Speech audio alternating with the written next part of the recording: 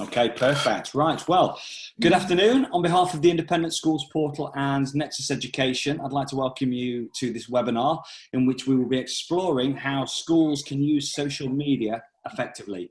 My name is David Winfield. I'm the founder of the Independent Schools Portal, and I'm also the editor of Innovative Magazine. And I'm joined for the discussion today by two of the foremost experts in this area, Julie Keys and Emily Richards.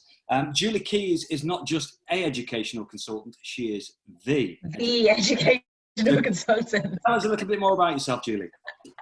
Hi everybody. Thank you for having me on this call. I'm the educational consultant. I set up my education consultancy about a year and a half ago, and I spend my time, well, it's very varied, but I spend my time with developing people who work in education. So that is anyone from companies who are have educational products or services, or working in schools with school leaders or training teachers. In a nutshell, David. Fantastic. And could you tell us a little bit more about yourself, Emily? Hello. Well, thank you also for having me on the webinar. And I'm the founder and director of the Stickman Consultancy. And I founded Stickman 2012. So I think we're 8 this year. Yes, we are. Maths. And we provide strategic marketing services to schools, and we work with both state schools and independent schools across the UK and internationally. Wonderful, perfect. And did I tell you that I forgot to update my lunch status on Facebook recently? What? No. What a waste of ingredients that would have been. If I'd not... Social media jokes. See, we're on it already. Shall I start by asking you some questions? Yes. We'll move on. Okay. So schools are seats of learning, and the definition of social media is applications that enable users to create and share content or to participate in social networking. So can you give me just a brief overview, really, of the benefits of bringing those two things together? Julie, yeah, absolutely. I mean, I'll start. Mainly, I mean, I love using social media, and I'm probably at the sort of first wave of generation of people who use Facebook and all of that for my own personal kind of, I don't know, keeping in touch with people and stuff like that. But obviously, as we know, it's grown and it's this huge marketing tool. It's this huge platform. And I don't know anyone that doesn't have any kind of social media. So it's a way of being connected, first and foremost is a way of being connected with whoever it is that you want to be connected with. And it's a way of sort of putting yourself out there virtually. And so from a school's perspective, it's a really good way of showcasing who you are, telling people all about you, and inviting them into your community. Definitely, and I definitely echo that. So in terms of what it can do for schools, I think, it can support some really strategic organisational goals, such as, pupil recruitment, pupil retention, just general sort of reputation building of a school, as Julie says, sort of showcasing what you're doing. So it's kind of, giving the outside world, whoever you decide that is, whichever stakeholder group you're going after, and giving them an insight into your school. So it can be really powerful on a number of levels. Fantastic. And so do you think there are some pedagogical and teaching and learning advantages to schools who use and actively engage with social media? Yeah, I mean, I think it's a really good learning experience for everybody, actually, and it's also a really good way to be quite self-reflective about what it is that you're doing in your classrooms, in your school, what your school culture is, and kind of spending some time thinking about those things, not just sort of from an inward-facing way, but what that might look like from the outside world, and whether that matches up with what you think you're providing as well, I suppose. Really interesting. Yeah, absolutely. and I think that's even more at the moment, with the circumstances we're in with remote learning. There's all sorts of, tech innovations happening, and, it's just really interesting to watch. But just simple things like FaceTime reading sessions that, my daughter's school are doing, for example, it's no cost for a school, and it's easy tech, and it's a great way of closing that connection between school and home at the moment, and providing that, teaching and learning that is so vital. Wonderful. I mean, that's something that I would just come back to, because we actually, one of the huge advantages of it, whatever your reason for using it is that it's free. So it's kind of this incredible thing that you can be using and utilizing in any way to your advantage for your school community, but it's completely free to use it. So yeah, totally. I think what I see in our work with schools at Stickman is that, you know, we see the headaches being how to use it effectively. So although it's a free tool, and that's the fantastic side of it, schools feel they can spend hours and hours on, you know, staff resource, for example, you know, putting out posts, pushing out content, pushing out stories, and actually, is it fulfilling goals for the school? Is it actually having any kind of meaningful impact for them? So that's definitely something I see in our work, and, you know, what we get asked about a lot. So our advice is, you know, try and structure the output. So you know, we can go on to talk about a number of ways of making that easier. So, you know, we'll talk about scheduling tools and models that you can use to sort of repurpose content. But definitely, you know, try and structure the output, even if it's just as simple as, you know, 3 key messages, perhaps relating to your core values, and, you know, do that well and make sure it's regular output. So perhaps, you know, three posts a week on Facebook, slightly more on Twitter, slightly more on Instagram, but, you know, have those kind of benchmarks to work to, so that it's a bit more tangible and it's not so sort of overwhelming in terms of what do we put out there, what do I say, is it meaningful, and keep reviewing it. You know, just review it every few weeks just to see which posts are getting engagement and, you know, which aren't, and do more of obviously the ones and I think that probably leads us really nicely into looking at the various social media platforms that are out there. I mean, could you give us an overview, Julie, of you know, the various platforms that are out there, and what they can perhaps be used for, and to target the various audiences that the schools might want to speak to? Yeah, absolutely. I mean, it's for some people this might be really basic, and I'm just going to share my screen with you to just go through each one, and I've kind of summarized what I feel each social media platform might be used for, or how it might be used, and you just let me know when you can see that. Okay, are you there? We can see your black screen, Julie. It says Julia started screen sharing, but we can't see it at the moment. Well, when we had this earlier, didn't we? So I'm sure it will catch up in a minute. It will pop up, yes. And we're there. We're there. Oh, amazing. Okay.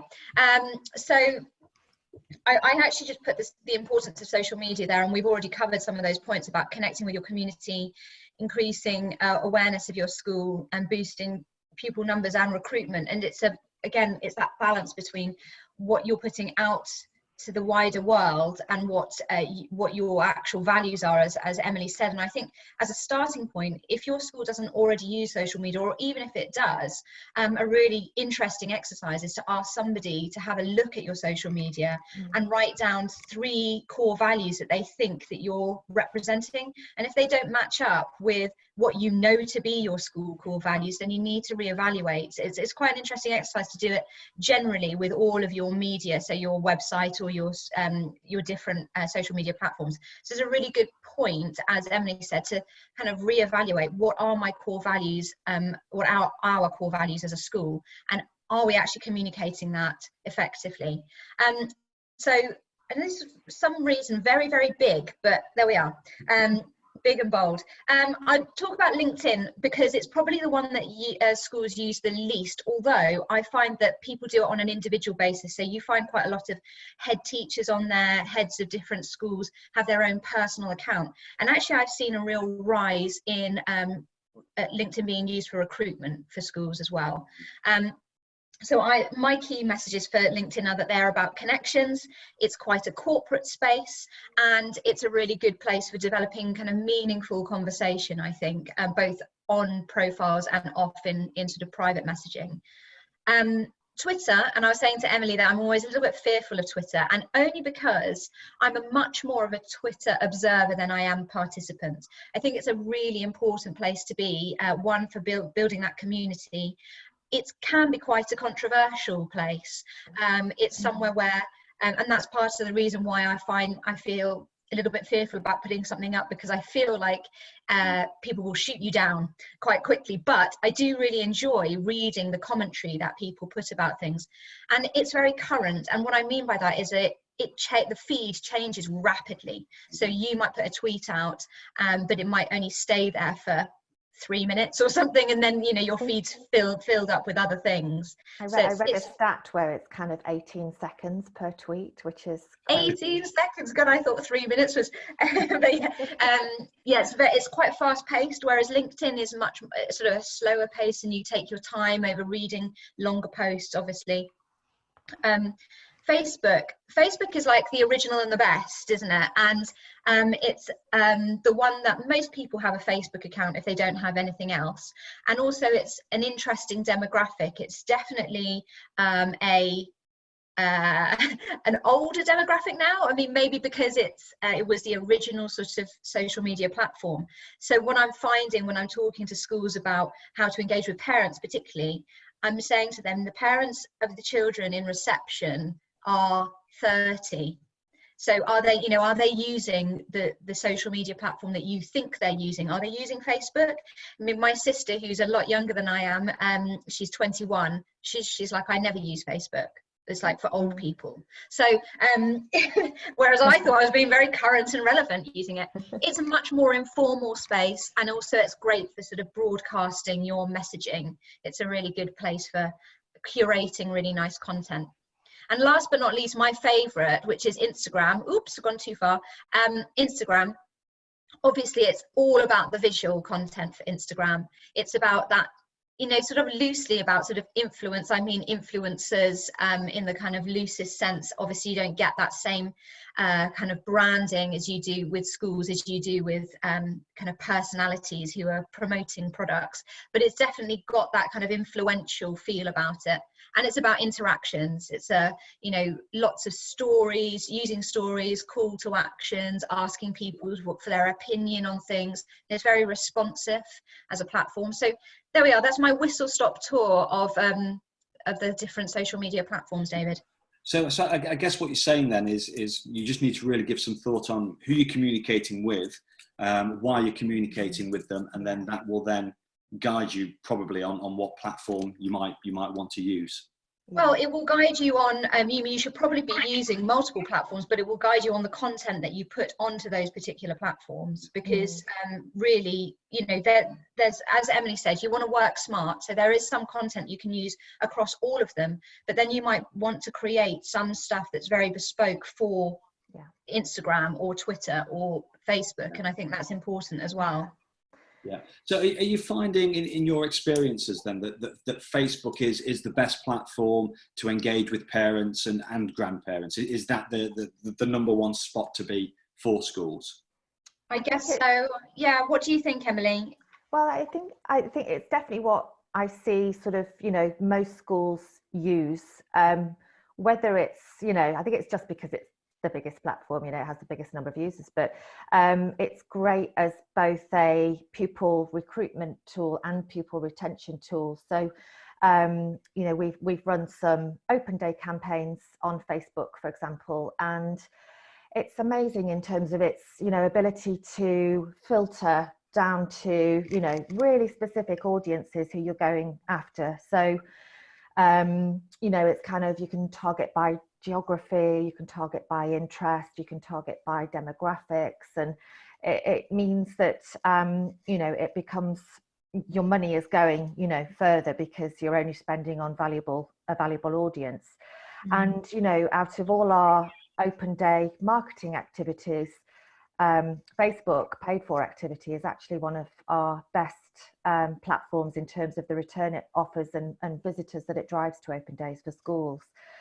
So is it the best one? I think they all have different uses, as Julie says, but we definitely see that Facebook in particular is kind of good for so many different reasons, and so many different ways of engaging with different audiences, and as I said, sort of fulfilling different strategic goals for a school.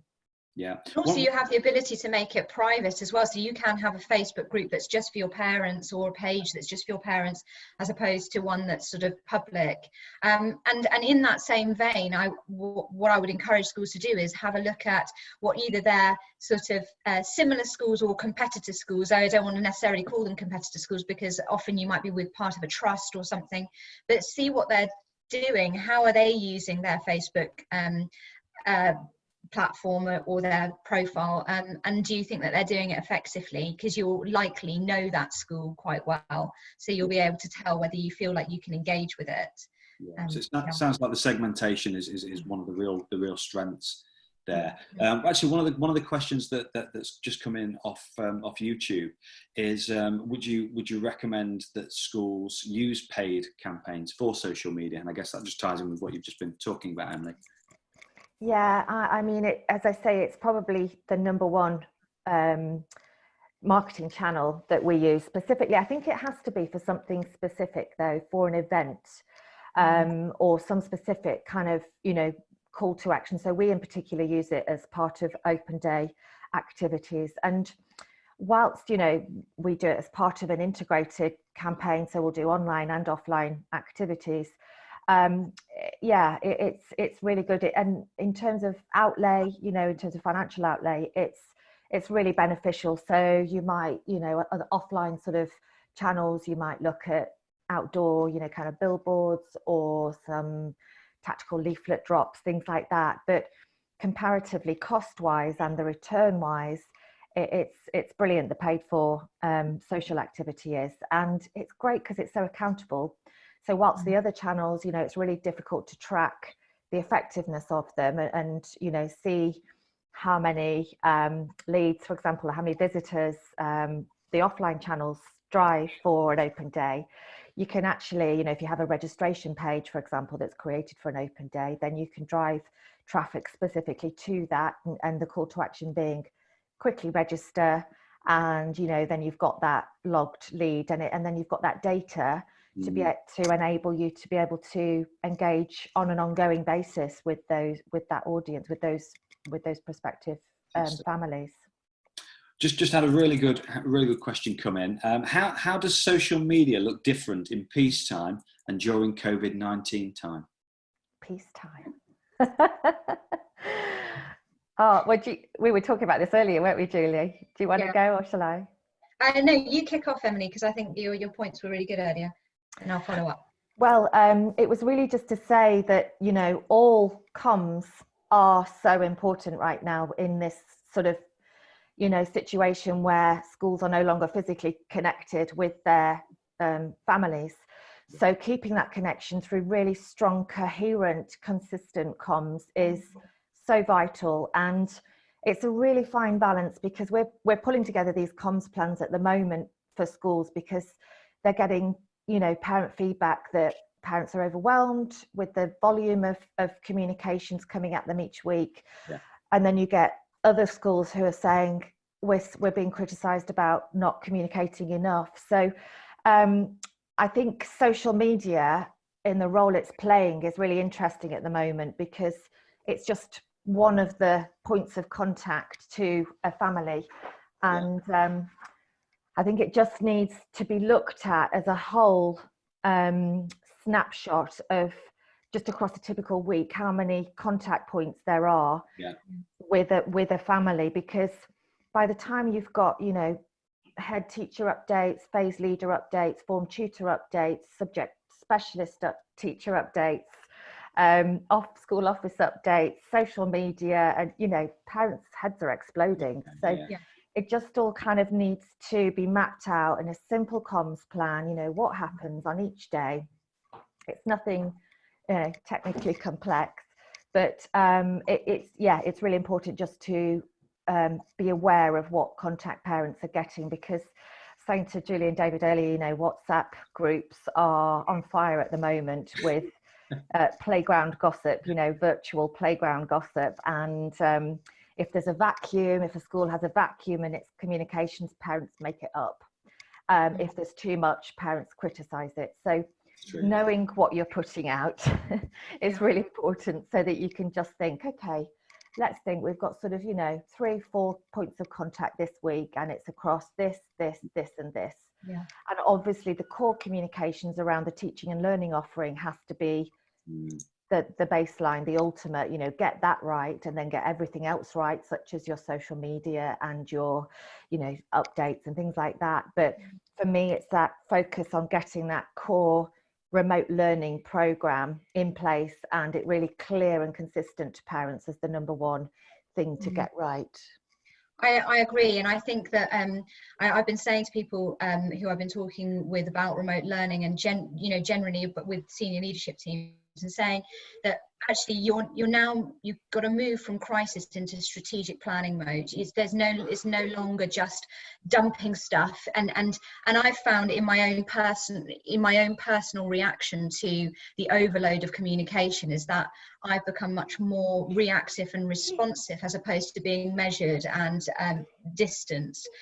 Whereas I normally would maybe spend, I get an email through and think, okay, I'll send that email back when I have a moment. Whereas now I feel like I have to respond quite rapidly. And I think schools in crisis mode feel like information of any kind is good, and actually it's not. It's sometimes overwhelming. So some of my learning from other schools is keep communication concise, and only communicate when you have certainty. No one wants an update that's like, in a couple of days we're going to maybe get something out to you. Like, don't bother with that. No one wants to hear that. We want to know what's happening, when it's happening, and when it's sort of confirmed. And if we have to wait another day for that, then that's okay.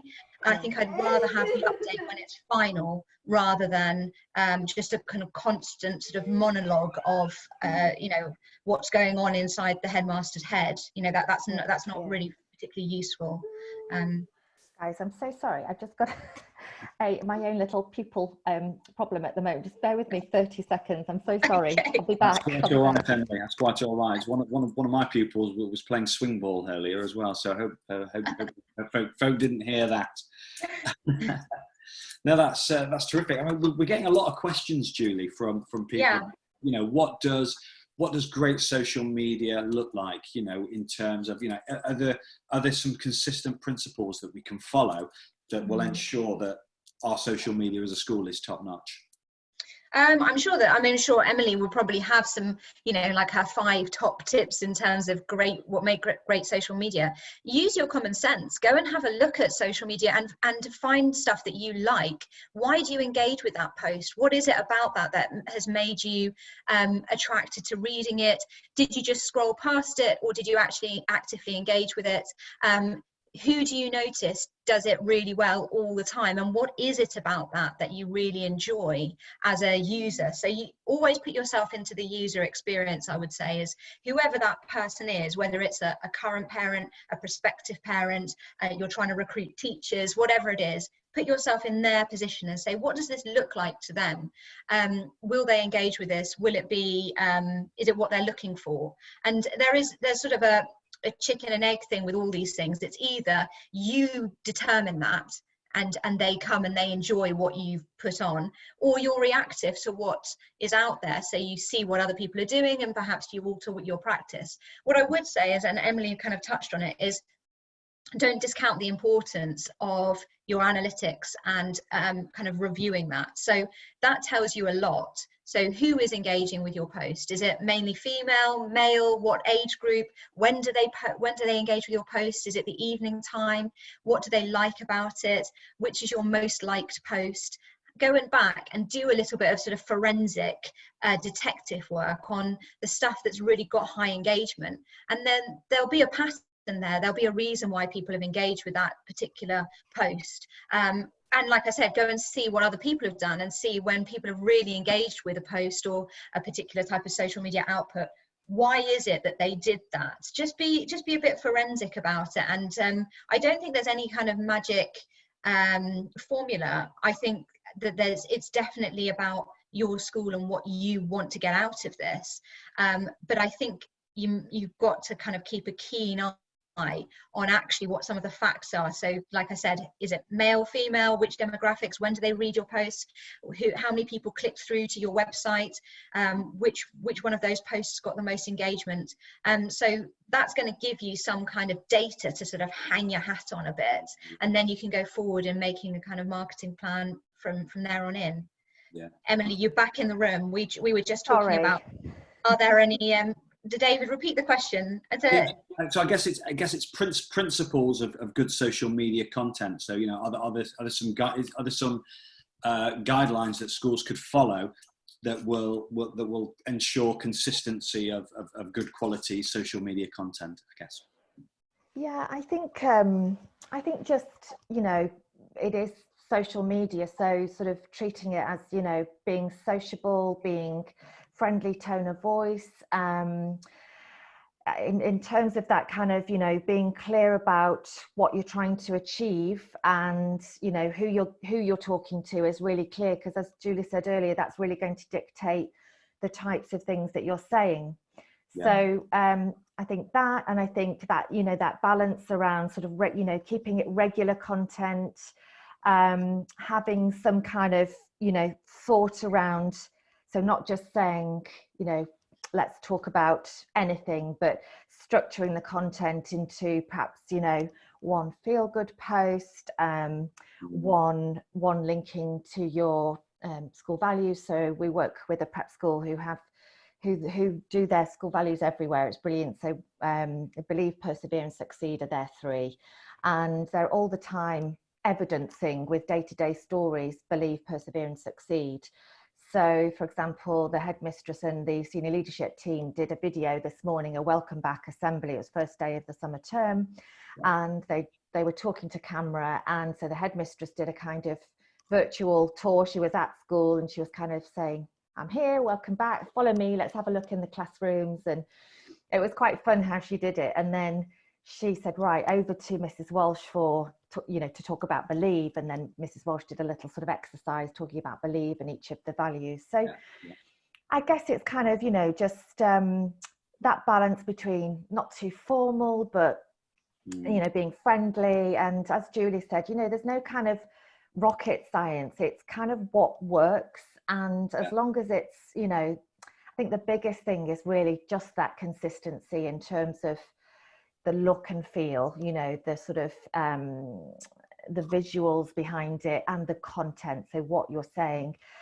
But as long as that's consistent, really, it's kind of what works. And, you know, what, as Julie said, keep an eye on engagement and which posts resonate versus which posts don't so much. Follow design, gentle humour.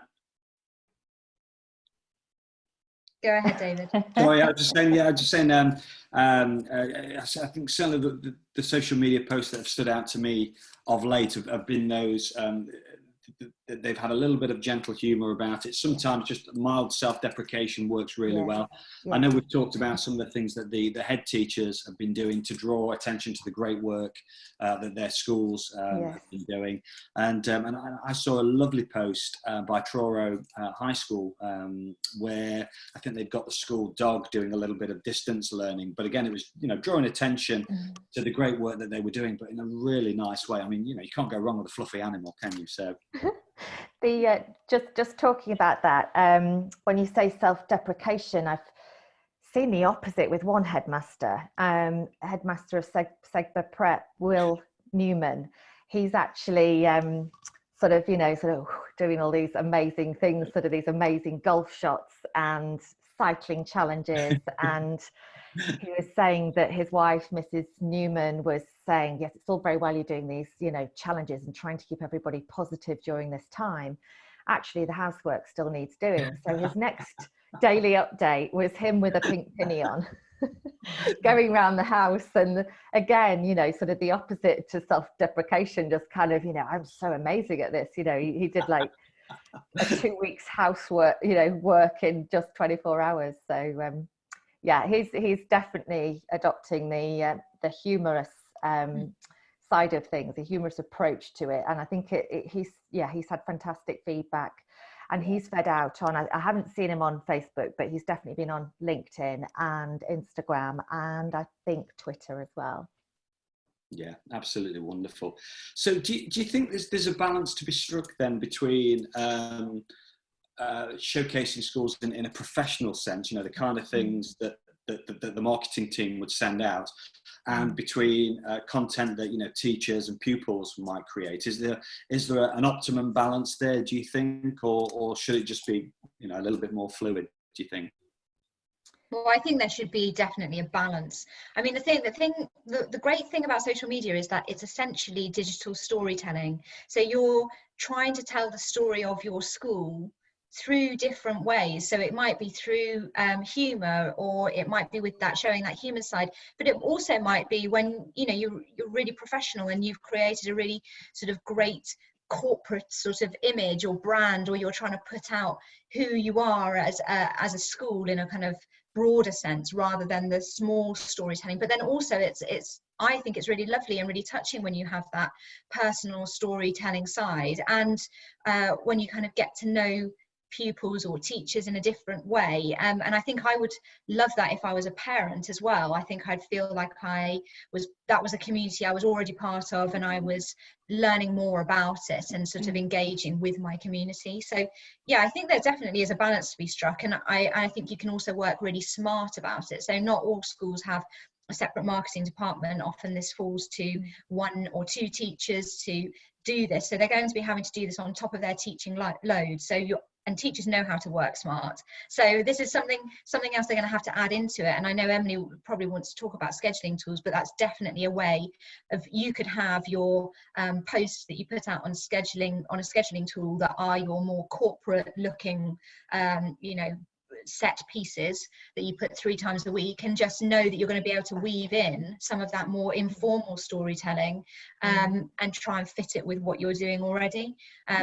So yeah, I think there is a balance to be had. I wouldn't advocate being one way or the other, actually. I think you need to be. I mean, certainly as an educator, I think I can see real benefits in terms of giving pupils and learners an outcome, an end product, a development pathway, where, you know, I think social media is great for just providing an audience for children, and that can be an incredible motivator that can really push the pupils progression along. Although, you know, obviously you do have to be a little bit more wary from a safeguarding perspective, but I guess that comes back to your point, Emily, of being able to segment and to only allow access to specific content to specific groups of people, I guess. Yeah, definitely. And I definitely echo both of you there in terms of that sort of, as Julie said, you know, spot on in terms of that corporate layer of, you know, just having that as a baseline, and then having anything else. So maybe that's 60% of your content, and then having anything else just kind of, you know, woven into that and added to that. So, you know, you've got that sort of consistency in your school brand going out there. However, there is that sort of raw, more organic, more real content that's bringing it to life as well. Yeah. And some social media channels are easier to do that than others. And for example, on my own company Instagram, all my posts are quite sort of branded, and there's a set pattern to them. And whereas my stories are they're all informal, in fact probably too informal in some cases, but yeah, they're all informal. But actually I think that blend of that is, you know, this is who I am. If you scroll through my thing, you can see the work that I do, or get a flavour for the work that I do. But if you want to get to know me as a person, the stories is a really good way of doing that. And I'm sure you can do the same on different, you know, just by sort of mixing up the posts on Facebook or Twitter. Yeah, I might just show our messaging framework, just because it just tends to help schools just kind of not feel so overwhelmed by the messages to put out there. It gives them a kind of framework so that they can get that balance between you know, the corporate messaging versus the more informal messaging. So if I'll also try to share my screen now.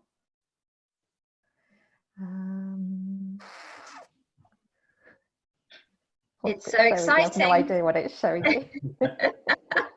No, that's not it. Hang on. Try again. Okay, Google Chrome.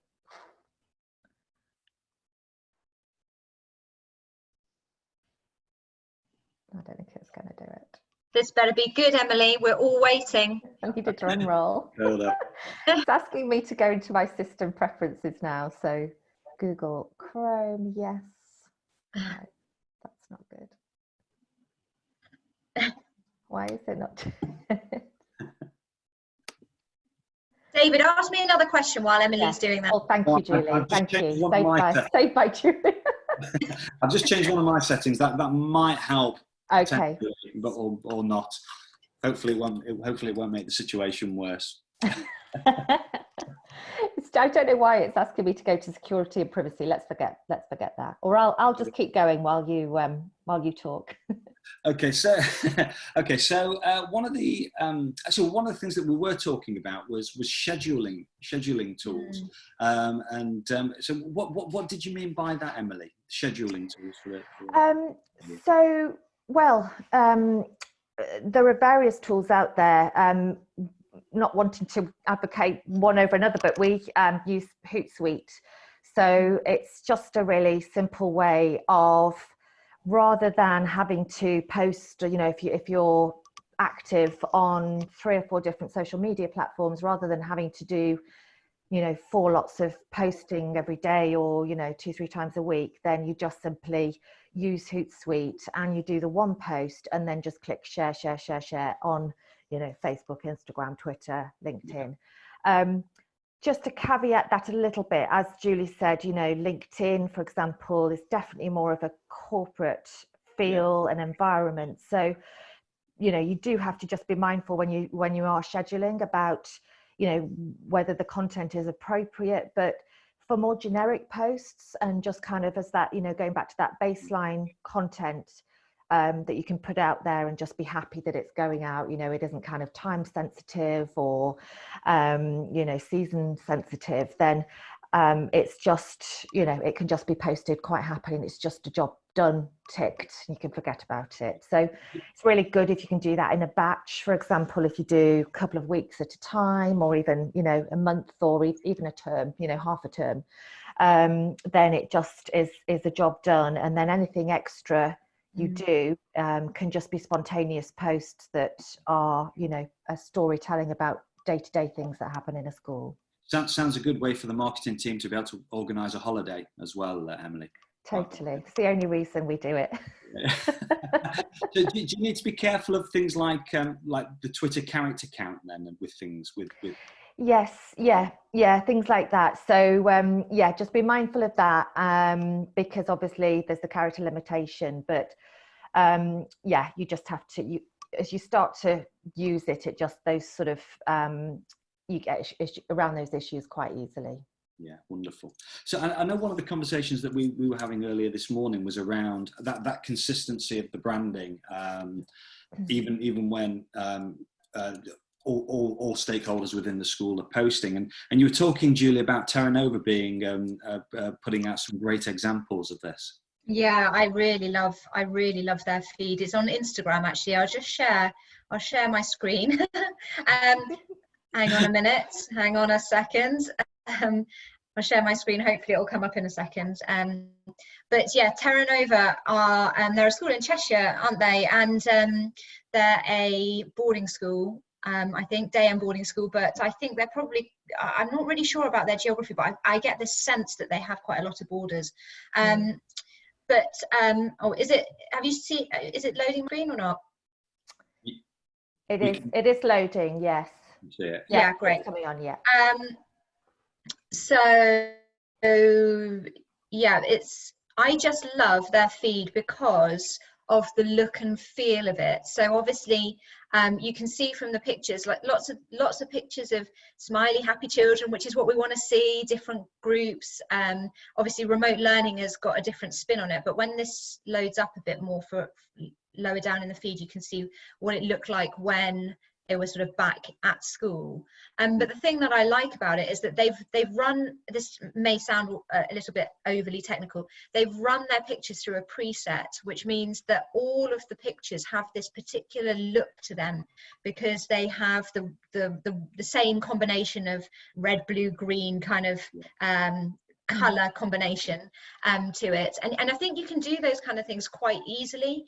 It might look all fancy, but actually what the reason I like it is that it creates this unified look to the feed, and it feels really professional and slick, even when I can imagine that the original picture of some of these, like this one where they're all sort of bustily in an exhibition hall, could have looked like quite a candid shot, and perhaps would have looked quite messy if you hadn't edited it. But it just looks part of everything that's going on. It's all, you know, these are obviously corporate shots and very, you know, done probably by a professional photographer, whereas some of the other ones are just candid shots, but because they put them through the preset, they all have this, you know, unifying look and feel to them, which I really love. I'll stop sharing that a minute. Yeah. Okay. Fantastic. So did you want to talk a little bit more about the content pillars then, Emily, that schools should think about when building their social media plan? Yeah, sure. I mean, really, you know, we talk about the power of three when we're talking to schools, again, because, you know, they can often, as outside of social media, just their general sort of messaging as a school, on, you know, in their marketing and communications can be overwhelming. You know, what do we talk about? What's going to represent us best? And we often see that, you know, they try and be all things to all men, and actually the content is diluted and it actually isn't resonating. So we strip it back, and the best starting point is to ask your customers, if you're an independent school, your fee-paying parents. So, you know, engage with them. We tend to run, you know, focus groups or parent surveys, for example, and get their perspective on what are the best bits about your school, you know, what's in your view. And really it's coming from those people who've, you know, signed up, they've bought in, and they're living and breathing the experience. So we analyze that feedback and then hone it down to 3 core messages. So that might be a school's core values, for example. So I wish I could show you this messaging framework. This is perfect, but I'll have a look at my settings in a minute. But yes, so we talk about, you know, these 3 values, and it all sitting under your single statement vision, you know, what you want to achieve as a school, your direction as a school, what you are setting out to achieve. And then under that, you know, your values, so what you stand for. And then under each of those 3 values is just simply what we call the evidence, the stories that a school lives and breathes. So if I just relate it back to that example of believe, persevere and succeed again, you know, it's a girls prep school, and it's showing, you know, examples of girls believing in themselves, where they've perhaps, you know, found something difficult, persevered and conquered it, and gotten over that challenge and succeeded. So really, I think the message I would say is less is more. Define your core messages, and you know, really get, the first starting point is just to get, you know, what people value about your school, what they deem to be the best aspects of your school, and then that can, you know, form the real backbone of your content output. Wonderful. Thank you very much, Emily. Well, I think we've pretty much come to the end of the questions that have been sent in. Is there anything else that you think that we've not covered off today that we ought to mention before we wrap up the webinar? I know that we're all very big, and again, when I'm not pushing particular platforms in any way, or, you know, there are plenty of different graphic design apps out there, but it's never been easier to make yourself look professional. I mean, you know, I'm a one-man band, I work from home, I have no shop front, but you can build yourself a website. It can look pretty slick. You can put your social media content out and it can look like it was done by a professional agency. And the tool that I use the most is Canva, and I know that David loves it too. I love Canva, it's brilliant. It's just so good. And if I was a school and I was in the marketing department, or I was a teacher being asked to run the social media, I would be utilizing that all the time, because it just makes things look amazing. Like everything I do, I just have to now do in Canva. If I open up a Word document, I just think it looks so miserable. I can't even bear to look at it anymore. I feel like I have to put everything into Canva to make my elevate my mood. But they do just simple things like the social media dimensions are all fit to everything, so you're never having to kind of crop or change anything or manipulate things. So and they kind of pop in really well as well. So if you've got images of children and you want to put them into a social media post, and there's a template like a little bubble or something, you can just drag and drop that image and it will just ping into it. So it's so satisfying as well. Oh, I totally agree. I'm sharing your enthusiasm, because we're doing some Canva images at the moment, and we're just doing really simple school logo and then single statements. So I can't think of one we've done. Well, yesterday we did a welcome back message about the summer term, welcome back from the Easter break. Before that, we were doing some parent testimonials. So you can just, as Julie said, you can just drag your little speech bubble in, pop your parent testimonial in, year 4 parent, or if you want to name the parent, that's fine with their permission.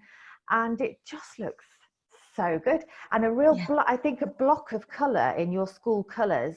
Let's say your school colours are maroon and gold, a block of that really pops out on a news feed, whether it's, I think any of them really, but particularly the likes of Instagram, it really creates an impact with a very, very simple execution, a very simple creative execution.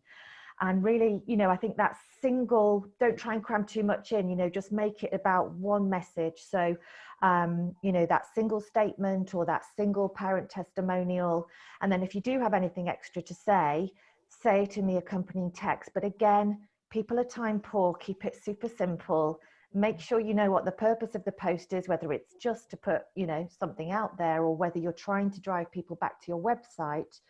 But make that really clear and simple. So less is more. That's one of our favourite things at Stickman. Definitely. And actually on the Canva theme, I know of an independent school in the Northwest who they make their animated banners that promote their open days on Canva as well. So it literally use the pro forma, they drop in all the graphical elements they need, and the software just goes ahead and animates it for them, and they can drop it into their website. It really is super simple. So no, very, very good. So what we'll do, we'll wrap up this webinar. So if anyone wants to get in touch with the educational consultant, what do they need to do, Julie? You can head to my website. It's theeducationalconsultant.co.uk. I'm on Instagram at theeducationalconsultant. I am on Twitter, but after talking about all of this, I'm at theeducational5. I don't tweet often, but I do read and I do see. So if you engage with me on there, then you're more than welcome to. Wonderful. And Emily, how will people get in touch with you? Again, if you go to our website, it's www.thestickmanconsultancy.co.uk, and we're also on Facebook, Twitter, a little bit on Instagram, but not that much. I was saying to Julie, we're just entering that space now as a company, even though we've preached about it to schools. And LinkedIn, we're quite active on LinkedIn. Ooh, yes, I'm on LinkedIn too. Please go and find me on LinkedIn. The Education Consultant. I think you need to do that. That's a visual representation. And you can find me on LinkedIn. I'm also on Twitter at Teaching Native, and if you go to the independentschoolsportal.org, you'll find lots of guidance for heads and teachers and blogs and things, so do take a look at that as well. So Julie and Emily, thank you so much for joining thank you for having me this afternoon. Thank you, David. It's been wonderful, and we're going to have to do this again, aren't we? That was really good that was fun. good, yeah. Really good fun. So take care, everyone, and thank you very much. Bye.